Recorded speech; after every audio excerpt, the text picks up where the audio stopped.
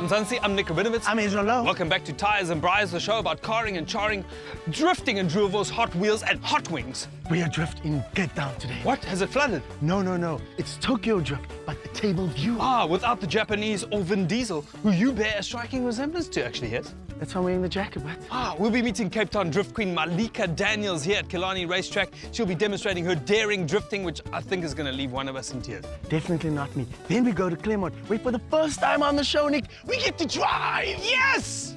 By remote control. No! To top it off, we go for a bike ride and a Khayelitsha cookout. At Siki's Coffee Cafe. Do you know, Hez, I am so excited to meet a drag queen. No, Nick, it's a drift queen. Oh.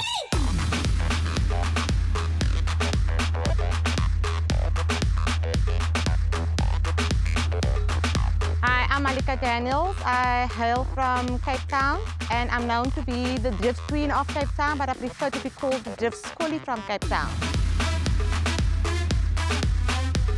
I drive a Nissan 200 SX, turbocharged. It puts out 400 kilowatts, about 400 Newton meters of torque. It's got a super street tine suspension on as well. The reason why I love driving this car, it's easy to build for the drift car. It's rear wheel. Do any changes to what car if you need it to have it drifting as well. Drifting is basically taking your car sideways. You're pushing your car out at like 400 revs per minute, and then you pick it out and you lift the handbrake and you keep that car on the slide as far and long as you can. I love the fun factor of drifting. For the adrenaline, the speed. To me, it's a keep calm effect, basically. But what are we doing out here? Waiting. For what? Drift Ambassador Malikah Daniels. Drift Ambassador Malikah Daniels. Yep. Just in the middle of nowhere. She's gonna rock up.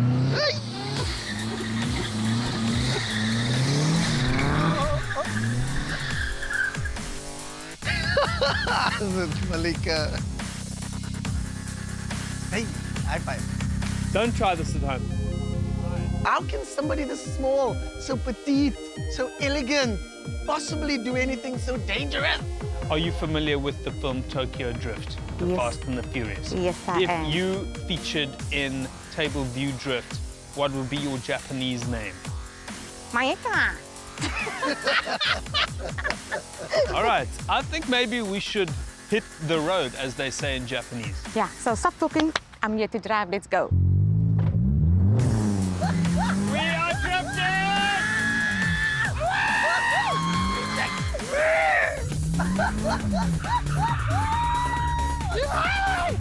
She is extremely capable in a very fast car. I actually found myself at one point letting go of her seat and just enjoying the experience because she was totally in control. Come on! Yes! And she's like, look, Ma, no hands. Look, Mom, no hands!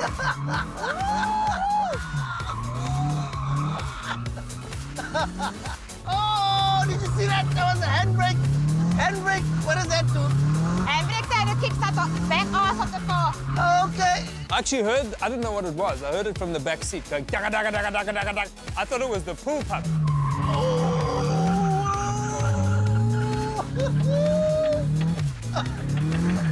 What is that sound? Oh, what? It's the sound of having fun. Yeah. I actually feel like Malikah demonstrated Tyres and Braaiers. Just in 5 minutes, she braid those tires stuck it. That tire was in its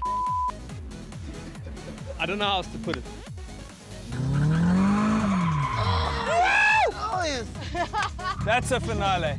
The one thing I can tell you about this car is what it does to tires. For real. It takes tires and it rips them apart.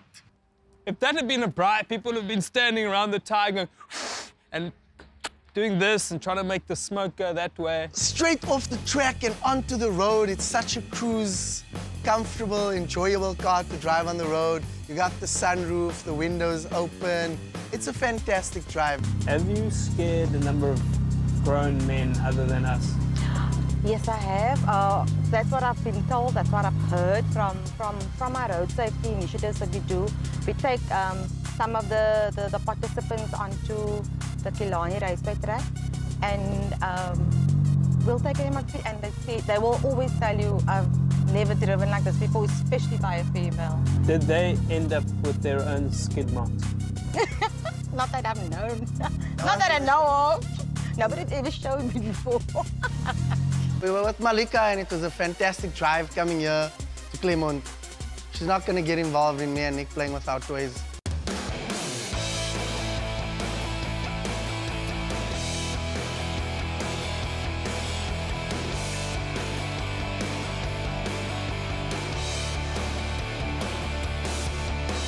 So Malikah dropped us off here in Claremont at the Drifting Evolution remote-controlled drifting club. We did a running hand clap, which was fantastic. I saw little baby cars on the floor. Club members, a great bunch of guys. Guys, thanks for having us here at the Drift Evolution RC Club? That's it, that's it. They're basically, I think many of them have not grown up, which is fine.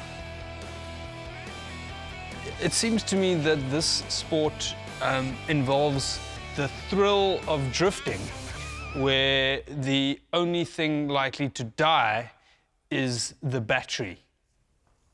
Is that right? Could be right. If you don't bang it into a wall and break any other parts. Well, it sounds very exciting. Yeah, I mean, these guys are skilled. Francisco just came 18th in the world in a recent contest in Amsterdam. And not sure how they would go down in Japan. This is their thing. Beating the Japanese at drifting is like beating the Springboks at... is like beating the Bafana... It's like doing very well. Francisco is the chairman of the... DEVO RC Club. DEVO. DEVO. DEVO. DEVO Drifting Evolution, #DEVO.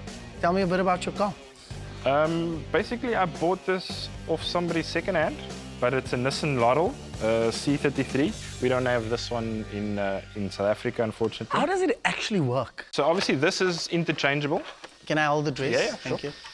you. Basically, you can run any shell you want and just fit it onto the chassis. So you have your battery over here, you have the motor over here, and this is your servo. Is this sport expensive? Initial cost is expensive. Isn't it cheaper just to take my Beetle down to Janjira? You could probably do that. Janjira. You keep mentioning this guy. Do you know Janjira? Yes, I do. Could Janjira sort this out for you? No. I mean, the technique, it takes a little while. We had some training from Francisco. Thanks, Sis. And, you know, right makes you go left, left makes you go right. Your mind can't quite work it out. But it's a very intuitive thing. You just have to feel it. And I feel like I was just built to drift with a remote control in my hand. After all that practice and intense concentration, I'm ready to take Nik down. And I took him down, I tell you. I took him down, all the way down to Claremont, where I almost beat him. I mean, I took to it like a duck to water. I'm a natural, what can I say? I took Hez down, I was in the purple M3. I was just sliding around us. I was hitting all the points. I was doing all the moves. The crowd were like, yo, yo, yo. I'm taking... Look, Mom, no hands. That's why I'm beating you.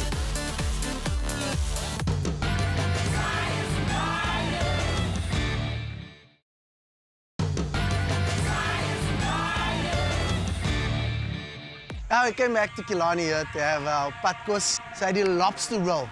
I blanched some lobster, some prawn, then put a light mayo dressing on it, cucumber, some salt, some pepper, some celery, mixed all this up in a bowl. Then I got a hot dog roll, cut it down the top, put some lacquer garlic butter on the inside, put some lettuce, put that whole filling, bam, slam back in the middle. Oh, deliciousness right there. To top it off, I put a bit of chives over it, a slice of lemon, and some delicious salted chips. Boom! How's it, guys? How's it, guys? Hello, hello. This is with special love from me Awesome. to you. Amazing. It's a lobster roll, man. Have a seat. Yes, we've never had a female spin us around in the car. So I thought I'd do something special. A prawn and lobster roll. Thank you Just so for much. you. It looks divine. Your car, apparently in 5 years' time, is going to be as rare as a Cape lobster. So I've heard, I believe so. That's why I'll never part with the car, though. It's going to be a jewel. Why drifting, though? What happened?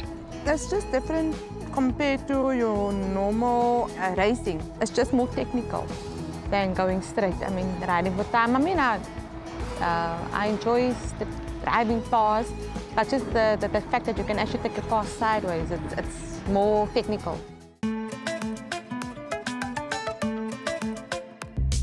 Next up, we're off to Khayelitsha, where we go on a scenic bike tour. Are you not joining us for the braai today? Unfortunately, What is your no. valid reason for that? My kids. They have to be picked up, you know, mommy duties kicks in, so I have to... We would like to see a kid note, handwritten by a child. Okay, I'm so sorry. You still have to put them to bed. No. Malika dropped us off here in Khayelitsha. She wasn't very keen on riding the bikes. I think she's more a four-wheel type of lady. We were a bit disappointed that she wasn't going to join us. But hey, next time, eh? Khayelitsha, very clean township. People on the move, people everywhere, you know? Kids walking in the street, beautiful buildings, colorful. Just a very beautiful place. I didn't expect it to be so beautiful, I'll be honest with you. So we're here in Khayelitsha, Nik. Is this the infamous or famous Khayelitsha? This is our new home. Yes? Khayelitsha. We made our way on foot. Found coming off? Siki's Coffee Cafe. Siki! Hola, hola. Hola, hola! Kunjani? Right on time. Yebo. Mhlobo wam, Hezron. Hi, man. How are How's you? it, Siki? Yeah, I speak very no well. vernac. Oh, okay. Let's speak English then. Yes. Okay. I was good. just saying to Hez, it's like the Boerkaap of Khayelitsha. Yeah, that's what we're trying to create this idea. So you can say that here. Immediately went on a bike ride around the neighborhood. The bikes don't have gears, and it is called the Cape Flats for a reason. Yo, slight uphill takes a little bit of work. It was a beautiful ride around Khayelitsha. You had kids running after behind us in the streets. You had people waving at us. Oh, this is testing. Yeah, just driving through Khayelitsha, you see all these chisanyamas on the side of the street. Braai is within Khayelitsha. Braai culture is entrenched in this community, you know. I saw a lot of meat. I've never seen so much meat on a braai. I mean, it was chisanyama after chisanyama after chisanyama. There were tons of them. These people love meat and chilling.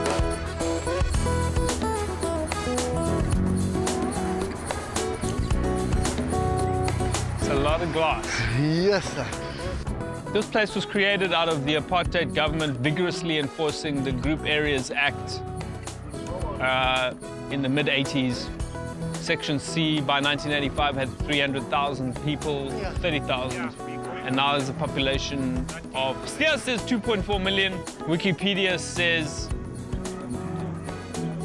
a few 100,000. I think people are hiding people when the census comes around. Oh, there's one of those photo things up there. Yeah. We were huffing and puffing, but we made it with Siki and Sia, who took us up to the lookout, where we could see for miles across the Cape Flats. And Khayelitsha, Khayelitsha. So nwabile apha Khayelitsha, ne? What a view! Yeah, this is how huge it is, Khayelitsha. So these are the first Khayelitsha, houses. is this the border here? This is the first, Yeah. and it's all the way as far as I can see. So these are the first houses of Khayelitsha. They are called A section to J section. Right. Where there's older people are staying this side, and this community, it's a middle class. Those lawyers, doctors, so they can afford these houses. And when you go this way, this is the working class.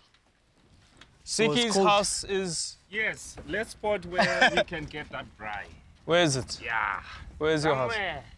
I feel like it's a scene from The Life of Brian, where I'm like, Siki, I can see your roof from here. Siggy's a cool guy, man. He's got such vision. He's got this wonderful coffee shop. He's got this bike ride thing attached to it. It's such a nice thing to see that people want to be uplifting their community, and Siggy's done this. It's wonderful. We've got Cape Mountain behind us. Tell us a bit about this spot. What's happening It's here? called Seven Wonder. That's where you can see the view of Table Mountain. But when you're looking from this view, it looks like a giant lying on the floor. So, yeah. Is it called Seventh Wonder because many of the people here wonder why they were moved? No. From somewhere else. I feel like this has been a great experience, but we don't want to leave our viewers with the wrong impression of Khayelitsha just because since getting here, Siki's taken us for a ride and now we've been framed. It's actually a great place.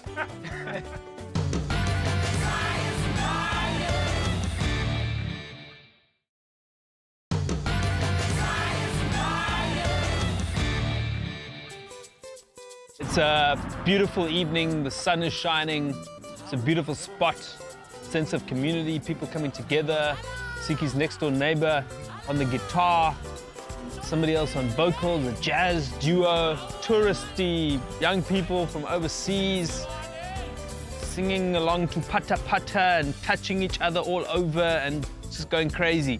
It's beautiful. And then, of course, Aya. I want to introduce you to the braaier. Aya. Yeah? Oh. Aya Bonga. Wow, meeting Aya was, it was such a surprise. It's a reunion for me and Aya. You know, we've been friends for a few years, and coming down to Cape Town, I didn't let him know that I was coming down. And boom, I bump into Aya. Tell us a bit about your menu, Aya. I see you've got the lamb chops out already. What are those? Tell us a bit about that. So the menu today is very simple because I want you to guys understand where we're coming from and how we do things around here. So I keep it very simple, and I mean, it's a Sunday course or a Saturday course or whatever. I mean, it's the kind of menu you would have when you have your friends over. So I've got steak and chops, I've got chicken feet that I'm gonna put on the braai now. I've got pap that has basmati rice, that has cumin seeds. I'm gonna stuff it with spinach, so it's gonna be really good. Aya the braaier.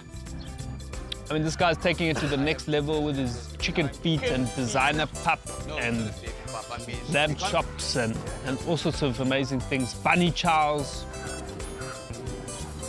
which is, you know, on the Cape Flats, you want to be careful about talking about a bunny chow. Is it a bunny? I wish I could have a braai like this in my neighborhood. Just all the neighbors could just come and just turn off their electric fences for an hour and connect. We don't even know each other's names, but I'm sure we could get beyond that. Right, so you can help me peel the... I feel like this is the swaggest chisanyama I've ever been. It's the swaggest chicken feet I've ever had in my life. So you're trying to move up with the times, you know, so every year there must be different. You can't come here and we're still in the braai. Just chuck it, just chuck it, just chuck it. But I've never had Parma ham on the braai, eh? But you must take it out quickly. You just If you could just keep the Parma ham not too close to the chicken feet, Rabbi Green. Who's allowed here? Who doesn't eat? I will sort him out later. Are you winning? What do you call chicken feet in Xhosa? Amanqina. Amanqina. Amanqina nkukhu. So nkukhu, which is chicken. Amanqina. Amanqina. Nkukhu. Chicken feet, delicious. I had a question as to whether they were kosher, but I think I consulted Rabbi Green, and he says, Baruch Hashem, we could use it in a chicken soup. So go ahead, Nick, enjoy yourself at that braai. But what is the Parma ham doing next to the chicken on the braai? There must be apartheid between the kosher and the haram stuff. Keep it separate, but equal, but separate. And then let us all come together in the spirit of nation building and say, Halala! Hi. How are you? Nice to see you. You see, people are happy to see each other here. Not like in my neighborhood where you go, oh, it's them. Could you stop? Your children are making a hell of... Shut up, you spoiled brat! I don't think my neighbors like me. I'm gonna move here.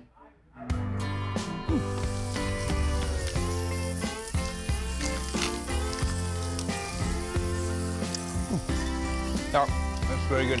Very good. Okay, so I'm gonna go make some cocktails for you guys.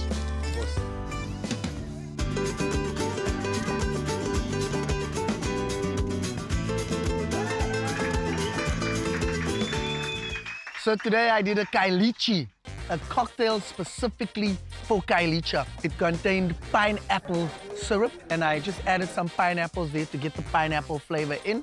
A lot of ice. I love ice. Everything with ice. Ice makes things nice. Then I popped in some lemon juice into the jug. I added some mint, some ginger. Now here's the surprise. The ginger adds the kick to this drink. Half a bottle of vodka. Nik loves the vodka, I know he does. Passion fruit, added some pineapple juice, topped it up with some soda water, added some mint. Must also add passion fruit pulp to the bottom. As you can see, the Khayelitsha is a mix of so many things. And I served it to the crowd. They loved it.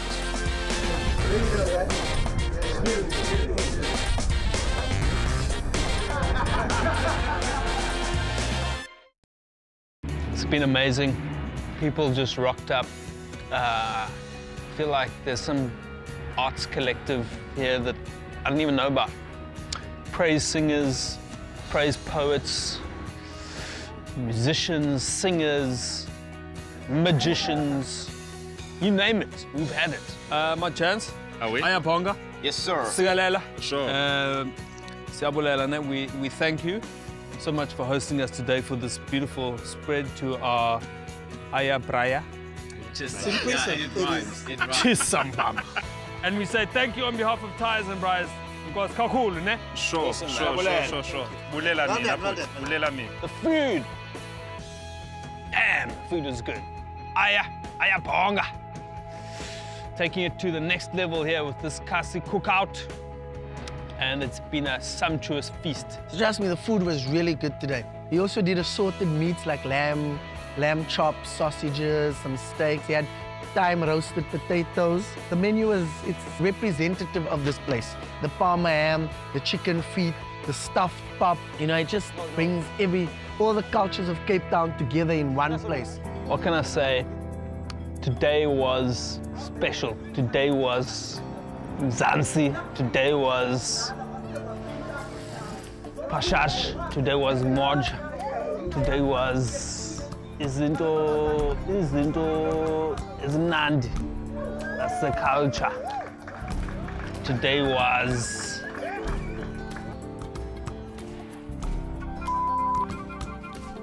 You know, it was just such a fun-packed, amazing full day. I learned a lot today. Woman power today. I've never been so scared in my life. You know, it was just an amazing time. And I'd like to thank everybody that made it so great today. You know, all these folks behind us here, coming out as a community, braaiing as a cookout. Where else in South Africa, where else in the world can you experience something like this? Well done, Khayelitsha. Well done, Cape Town. Whoop, whoop. I'm a childish chicken foot now. Whoa.